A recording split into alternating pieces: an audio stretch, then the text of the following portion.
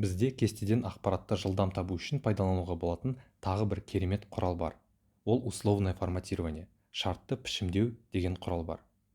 Біз оны таспадағы главное қойындысында условное форматирование түймесінде таба аламыз.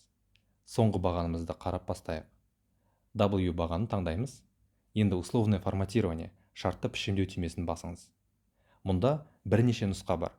Біз біріншісін правила выделения ячеек, яғни ұяшықтарды бөліктеудің ережелері деген нұсқадан бастаймыз. Оның ішінде больше чем, яғни бір саннан үлкенірек деген түймесін басамыз. Енді Excel бағдарламасы ашылған терезеде стандарт бойынша бірден сан ұсынады. Бұны біз алып тастап, өзімізге керек сан жазамыз. Айталық, мен осы бағандағы 100-ден асатын барлық ұяшықтарды көргім келеді. Мен осы ұяшыққа 100-ді тікелей теремін. Қараңыз, Excel бізге бірден бағандағы 100-ден асатын барлық мәндерді қызыл түспен бөліп көрсетті. Керек болса, сіз бөліктеу түсін өзгерте аласыз. Мына жерден оқып, желтая заливка и темно-желтый шрифт, яғни қара-сары түске боялған мәтін мен сары түске боялған ұяшық дегенді таңдаймыз.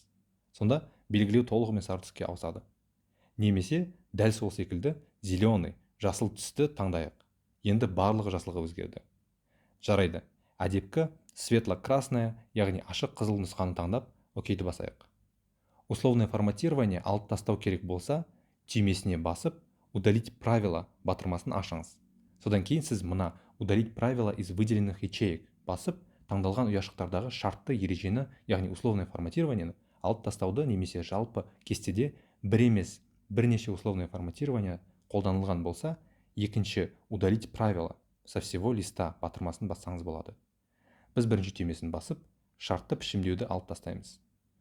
Енді бізде тағы қандай опция бар екенін көрейік. Шартты пішімдеуге оралыңыз. Правила выделения ячеек, ұяшық ережелерін бөлектеу түймешегін басыңыз. Мұнда сіз менші бір саннан төмен сандарды, равно нақты бір санға тең сандарды, между белгілі бір диапазон арасындағы сандарды бөлектей аласыз. Ал егер мәтін бар ұяшықтармен жұмыс істесеңіз, текст содержит, яғни белгілі бір мәтін бар ұяшықты белгілеуді жасауға болады. Мен өзімнің жұмыстарында жиі қолданатыным повторяющиеся значения, яғни егер бір бағанда бірдей мәндері болса, олар белгіленіп тұрады. Одан басқа да сізде дата, күндерге негізделген ұяшықтарды бөлектеу мүмкіндігі де бар. Келіңіздер, текст содержит, құрамында мәтін бар бағанды бөлектеу дегенді қолданып көрейік. Мен менеджер и продаж бағанын таңдаймын.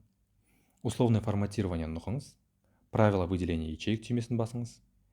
Текст содержит, құрамда мәтін бар дегенді нұқыңыз. Енді айталық, мен ивет битти деген мәтін бар барлық ұяшықтардың белгілегенін көргім келеді. Мен оны ивет битти деп өзім терсем, немесе керек ұяшықты белгілесем де болады.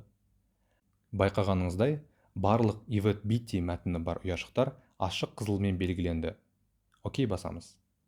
Условное форматированиеден бас тарту керек болса, белгішесін басып, удалить правила түймесінде удалить правила из выделенных ячеек, таңдалған ұяшықтардан ережелерді тазалаңыз деген нұсқасы таңдаңыз. Шартты пішімдеу, условное форматирование түймесін қайта басыңыз.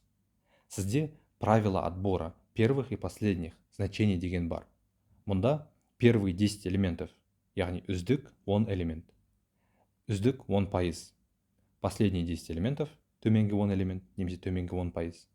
Выше среднего, орташадан жоғары, ниже среднего, орташадан төмен деген сандық деректерге тән шартты форматтаудың нұсқалары бар. Яғни бұл нұсқаларды қолдану үшін мен соңғы бағандарда, яғни сандық мән бар бағандарда қолдана аламын. Бұл нұсқаларды қолдануды өздеріңізге қалдырамын. Біз енді условное форматирование ішіндегі басқа да қызықты құралдарды қарастырайық. Гистограмма деген қарастырайық. Оны нұқыңыз, сонда сіз өзіңіздің қалауыңыз бойынша осы кішкентай жолақтардың әртүрлі түстерін көресіз. Көк белгішені басайық. Не болғанын қараңыз. Excel бағдарламасы әр ұяшыққа деректер жолағы деп аталатын нәрсені қойды. Жоғары сандарда ұзын көк жолақ бар. Аз сандарда ол жолақ өте қысқа. Яғни бұл негізінен осы бағандағы кіші сандардың үлкен сандардан салыстырғандағы айырмашылығының визуалды көрінісін береді. Керемет құрал. Ал енді V бағанын таңдап, условное форматирование оралып, цветовые шкалы, түс гаммаларында жасыл түсті таңдайық. Көріп отырғаныңыздай 49 саны осы бағандағы басқа сандарға қарағанда өте үлкен сан. Сол себепті ол қою жасыл түске боялған. Ал 24-те 49 сол сандардың ортасында. 7 мен 8 сандары ашық жасыл, өйткені олар ең төмен санға жақын, және 2-ден төмен сандар ақ түсті боялған. Условное форматирование құрылғысы арқылы осылай жылдам анализ жасауға болады. Енді условное форматирование батырмасына келіп, удалить правила батырмасының ішінде удалить правила со всего листа деген таңдаймыз. Байқағаныңыздай, кестедегі барлық шартты пішімдеулер бірден жойылды. Итого бағаны таңдап, условное форматирование ішіндегі тағы бір керемет құрал бұл набор значков, яғни белгішелер жиынтығы дегенді қолданайық. Оның ішінде мынандай түрлі белгішелерді табасыз. Мен мына ұялы телефон байланысына ұқсайтын белгішені таңдаймын. Көріп отырғаныңыздай, кейбір сандар хэштегтерге айналды. Өйткені ұяшық ішіндегі сандар бағаннан асып кетті. Біз баған енін ашуымыз керек. Жарайды. Мұнда не болды? Үлкенірек сандарда сіз жолақтардың толық екенін көре аласыз. Орташа сандар сіз үшін жолақты немесе екі жолақты көре аласыз. Ең кішкентай сандарда сіз тек бір жолақты көре аласыз.